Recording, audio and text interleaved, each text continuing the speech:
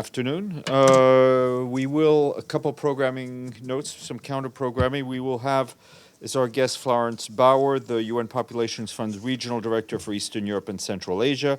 She will join us virtually from Turkey to brief you on her visit to earthquake-impacted areas, particularly on the challenge to women and girls. This morning, the Secretary General Special Envoy on Myanmar, Nalin Heiser, briefed the General Assembly.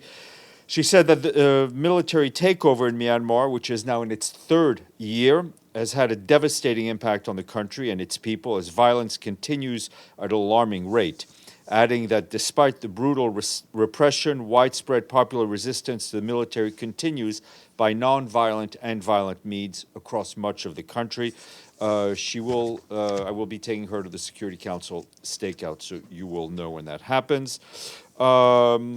U.S. Undersecretary General DiCarlo, the head of the Political Affairs and Peacebuilding Department, is continuing her visit to Cyprus. She visited the historic city of Famagusta today to learn about the important work on preserving cultural heritage shared by all Cypriots. She expressed confidence that achievements in this area will help build bridges in the future. The Undersecretary General also met with youth representatives, stressing that the voices of young women and men are vital for durable peace solution in Cyprus and elsewhere. She said the United Nations would continue our efforts to bring more youth to the table. Update for you from Ukraine, where our colleagues inform us that the security situation in the eastern Donetsk region remains perilous due to continuing fighting, leaving frontline communities in dire needs of humanitarian assistance. Over the last day and in the early hours of today, over a dozen civilians were reportedly injured or killed. Multiple residential houses and infrastructure facilities, including a preschool and a school, were damaged in the Ukraine-controlled part of the Donetsk region. That's according to local authorities. In addition, several civilians, including children, were reportedly injured in parts of Donetsk under the military control of the Russian Federation. That's according to the local authorities there. Residential houses and civilian infrastructure were also reportedly damaged in the neighboring Kharkiv region, according to the local authorities and our partners on the ground. Several frontline communities in the region and areas close to the Russian-Ukrainian border continue to be exposed to regular shelling. Today, on the 16th of March, an interagency convoy delivered essential supplies to two communities near the front lines town of Kupiansk near the frontline town of Kupiansk in the Kharkiv region. The assistance was provided by the International Organization for Migration, the UNICEF, the UN Refugee Agency, and the World Food Program. Both communities were reportedly 2,700 residents of a pre-war population of about 10,000 remain. They have suffered damages to houses and infrastructure due to the ongoing hostilities. There is no supply of power or water, or access to other essential services is very much limited. Most remaining residents are among the most vulnerable, including older people who cannot be evacuated, and humanitarians have now brought in 6 trucks of essential aid, including food, clothes, hygiene, solar lamps, heaters, shelter materials to help people meet their basic needs. Since September of last year, the UN has delivered 15 humanitarian convoys to areas that have reverted to Ukrainian control in the Kharkiv area, assisting over 100,000 people. And in Syria, humanitarian workers continue to scale up their response and to deliver aid and protection services to people in the areas impacted by the quake. Across Syria, we and our partners have reached more than 1.2 million people with food since the beginning of the earthquake response. More than 50,000 people have received emergency shelter support, while more than 340,000 people have been reached with water, sanitation, and hygiene kits. Our humanitarian colleagues, however, remind us that the number of people in need in Syria was at its highest even before the earthquake struck, with more than 15 million men, women, and children in need of humanitarian aid, and more than 90% of people living in poverty. And the earthquake hit Syria amidst an active cholera epidemic and a water scarcity crisis. While the 2023 earthquake appeal is currently almost 72% funded for Syria, The 2023 humanitarian response plan is just 5% funded. This severely limits our ability and the ability of our humanitarian partners to deliver to those who need it the most. Update from Cyclone Freddy in southern Africa, where the extent of the cyclone's second last landfall is becoming more apparent as access slowly improves. $10 million has just been released from the UN Central Emergency Response Fund to support the response in Mozambique. Our partners continue to work closely with authorities to help some 49,000 displaced people who have sought safety across nearly 140 accommodation centers. In Malawi, the resident coordinator, Rebecca Adadonto, is visiting flood-impacted areas and has called for the international community to step up its solidarity with people who have been impacted by the cyclone. Additional search and rescue capacity arrived today with support from the World Food Program. More than 200 people have been rescued so far, and we continue to hear reports of people stranded. Operations have, however, been hampered by difficult weather, and we're facing challenges to deliver supplies. With more than 88,000 people displaced by the floods across 165 temporary sites, we're working to ramp up assistance to access areas by providing food, tents, blankets, water, and sanitation hygiene supplies. Quick note from our friends at the UN mission in Libya, the support mission, they hosted yesterday a meeting in Tunisia which brought together the 5+5 joint military committee and a number of commanders of the military and security units in the west and the east of Libya. They agreed to move forward towards organizing free and fair elections in Libya this year. They also agreed on confidence-building measures to foster national reconciliation, including to continue communications among the leaders of the security and military units for joint security work to ensure the security of the electoral process. Abdoulaye Batili, the Secretary General Special Representative, attended the meeting, called on all security and military leaders to support this timely initiative.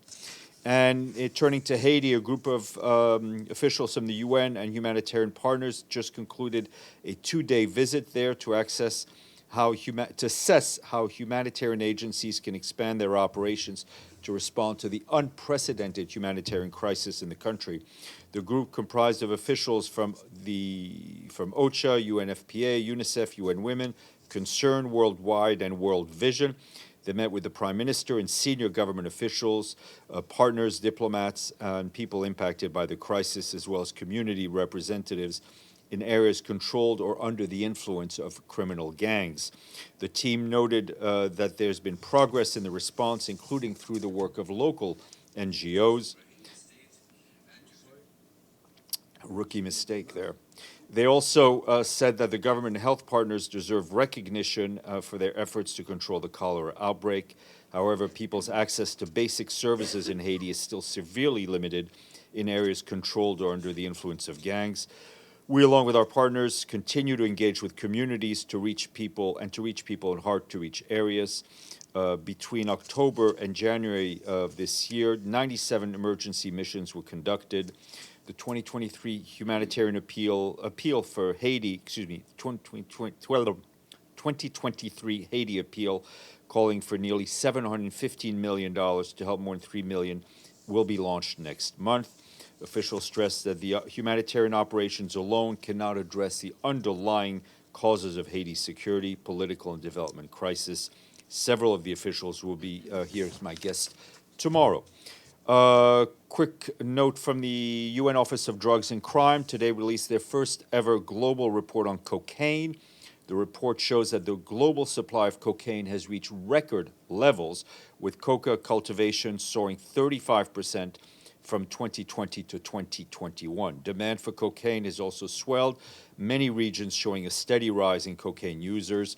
The report warns that while the cocaine market remains quite concentrated in the Americas and parts of Europe, there's strong potential for expansion in Africa and Asia. The UN Office for Drugs and Crime notes that cocaine trafficking is also diversifying with new hubs, routes and groups and modalities. Countries in southeastern Europe and Africa, for example, particularly those in West and Central Asia, are increasingly being used as key transit zones for the drug. I want to flag that this afternoon the Secretary General will announce members of his next Youth Climate Advisory Group. It's a group of 7 young climate leaders from all regions of the world and a wide diversity of experience, backgrounds, and areas of climate expertise. They were shortlisted and selected from a large pool of candidates nominated by respected youth climate organizations from all regions, following the same procedure used for the selection of the inaugural Youth Advisory Group, which just completed its 2-year term. Members of the group will work with youth climate movements and leaders around the world to bring youth perspectives and solutions directly to the Secretary General and to major climate moments and decision-making fora. More online. Senior personnel announcement. Today, Secretary General is appointing Major General Mohammed Farkul Hassan of Bangladesh as force commander for the UN mission for the referendum in Western Sahara, otherwise known as MINURSO. He will succeed Major General Zia-ur-Rahman of Pakistan, to whom the Secretary General is grateful for his exemplary service and leadership of MINURSO. Major General Hassan has over 34 years of national and international military leadership experience, both with the Bangladeshi Army, and has served 2 tours of duties in peacekeeping missions in Somalia and the DRC. Lastly, we thank our friends in 2 countries that have amazing coastlines, amazing islands, and where I would be happy to be on vacation in either of those countries. They're in southeastern Europe. Yes? Croatia. Yes. Okay. Yes, you do. Yes. Yeah.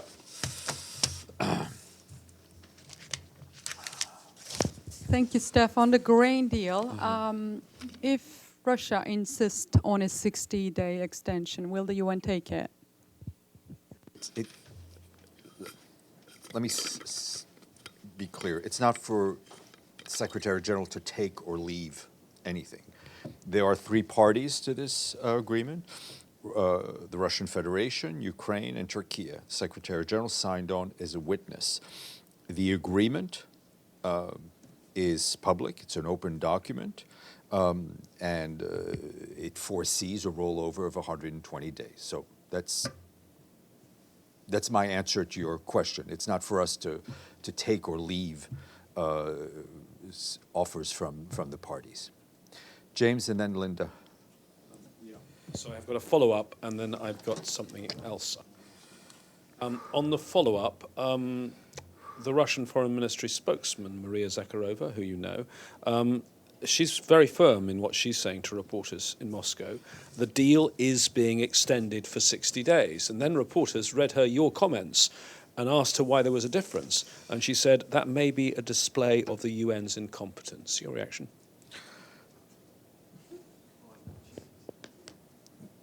The only thing I'm saying is I'm reiterating and reading something that is in a public document. Russia is a party to this deal.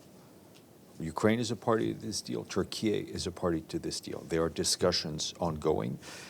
I was just stating and reading basically a line from the agreement, which talks about the fact the agreement foresees a renewal for 120 days. And if Russia does not want 120 days, it must formally object, yes? You and I are working off the same knowledge, which is a publicly available agreement. So I will leave you to answer your own question. Okay.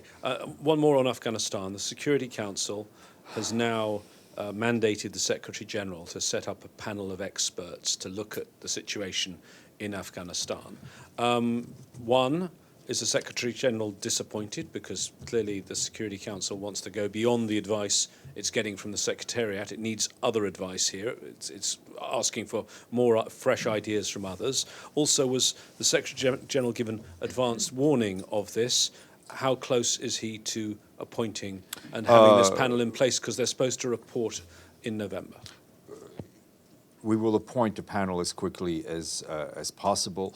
I'm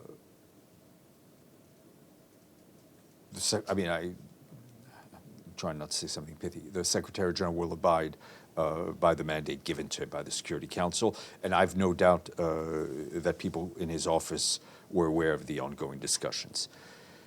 Linda, and then Deji, and Alex. Thank you, staff. Going back to the war in Ukraine, you mentioned that the frontline communities, both those controlled by Ukraine and those controlled by Russia, near the Donetsk region, have suffered attacks, casualties. And I was wondering if you have any details in terms of the kinds of casualties, the numbers, and that kind of thing. Nothing to share with you at this point. Our human rights colleagues regularly report on casualties and so forth. So as soon as they have a new report, we will share that with you. Deji. Sorry, I have to drag you back to the Black Sea Grain Initiative. Our report in Moscow also said that the Foreign Ministry of Russia reaffirmed that the Black Sea Grain Initiative will extend for 60 days. Has it been, confirmed, or it's just from the Russian? I will, not surprisingly, resist being dragged back in this discussion. I'm being asked a question. No. Let me try, and then you can have a retry. I'm stating what the agreement says, right? Mm-hmm. There are three parties to this agreement. They're all expressing their positions. Discussions are ongoing, and I'm going to leave it at that. So, just asked, if Russian insists on this 60 days period of time, and UN is the witness of this deal, right? So will the Secretary General help to persuade other parties to go with 60 days? Would that be the discussion you mentioned? The Secretary General's focus is on ensuring the continuity and the integrity of an agreement that is critical to global food security, while at the same time continuing our efforts and very focused efforts on the Memorandum of Understanding, which looks at the facilitation of trade of Russian food and fertilizer, which, as we've said, has faced, while those two things are not under sanction, they have faced obstacles, and we're working hard to remove those obstacles. Back to the text. You always said, this is what the text on the Black Sea Grain Initiative said, quote, "This initiative will remain in effect for 120 days from the date of signature by all parties and can be extended automatically for the same period unless one of the parties notifies that the others of the intent to terminate the initiative or to modify it." So far, when we talk a lot about this extension or continuity of the Black Sea Grain Initiative, has UN received any official letters to ask for terminate or modify this? I'm not going to go into those details at this point. Yes, sir. And then we'll go. Me? Yep. The UN Independent International Commission of Inquiry into Violation in Ukraine has identified individuals who may be responsible for the crimes committed during the Russian aggression in Ukraine.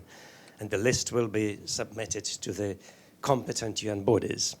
This was stated by the chairman of the commission, Eric Mercer, during a press conference in Geneva on Thursday. Do you have any comment on that? I mean, my only comment is to stress that this is an independent commission set up by the Human Rights Council, over which Secretary General has no authority. What he has said many times in relations to the many victims of this conflict is that they deserve and they are owed effective accountability. Let's stay in the Mediterranean, but let's go a little further east. Thank you, sir. Stefan, A little closer, microphone a little closer, please. okay. Thank Do you see any possibility for a new initiative by the Secretary General on Cyprus? And also, I have another question. Can you confirm that the Secretary General is thinking, after the trip of Mrs. Di Carlo, to ask the President of Cyprus and Mr. Talat to come to New York? I think what is important for the Secretary General is to hear back directly and personally from Rosemary DiCarlo when she returns to New York, and then we'll see what next steps are taken. Yep. So tomorrow, the Security Council will have an area for formula meeting on the human rights situation in DPLK. And do you have any update on the possible return of international aid workers to that country? Thanks. No, there's no update. Murat? Thank you.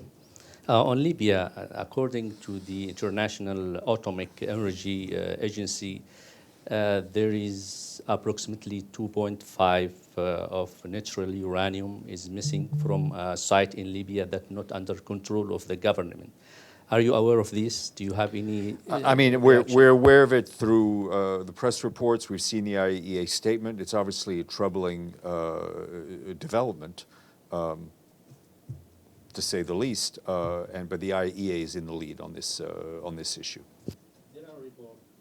There are reports saying that the Libyan National Army found these materials. Can you confirm that? No, I am not. I don't have the information to do that. Let me finish with the first round. Gregory. Thank you, Stefan. Today, Poland filed an application to deprive Russia of the rights and privileges in IAEA, but at the same time, with saving the obligations of the Russian Federation. So, how can this kind of initiatives can affect on the cooperations with Russia on the current very urgent issues on the IAEA agenda? Thank you. A couple of things. One, obviously, it's on the IAEA's. It's the IAEA's member states that will decide, and Board of Governors, how the IAEA is run. So it's not for me to comment. I would remind you of what we've said in the past, and that is the Secretary General's, worry in a sense about the expulsion or the removal of member states from multilateral bodies within the UN system.